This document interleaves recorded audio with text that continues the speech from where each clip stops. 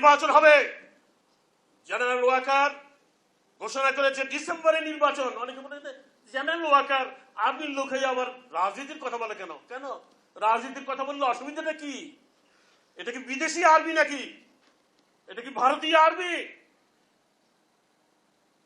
General Waker এবং army যদি ভূমিকা না রাখতো 5 আগস্টের ছাত্র গণঅভ্যুত্থান হতো না, সম্ভব হতো না।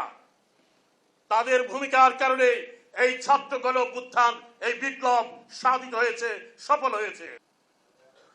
এই ছাত্র গণঅভ্যুত্থানকে, এর আকাঙ্ক্ষাকে বাস্তবায়ন করতে হলে নির্বাচন করতে হবে, নিরপেক্ষ নির্বাচন, স্বচ্ছ নির্বাচন। হাসিনা 14 সালে নির্বাচন ছাড়া 153 সিট ঘোষণা করছে।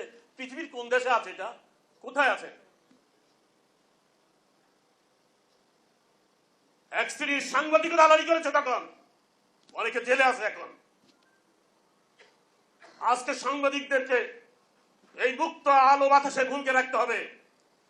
64 জন, উনি বলেছেন না 72 জন, 64 জন সাংবাদিককে হত্যা করেছে, তাদের হত্যার বিচার করতে হবে। আজকে সাংবাদিকদেরকে মাথা উঁচু করে দাঁড়াতে হবে, বলতে হবে সত্য কথা, লিখতে হবে সত্য কথা, টেলিভিশনে প্রকাশ করতে হবে সত্য কথা। তাহলে টেলিভিশন দরকারটা কি?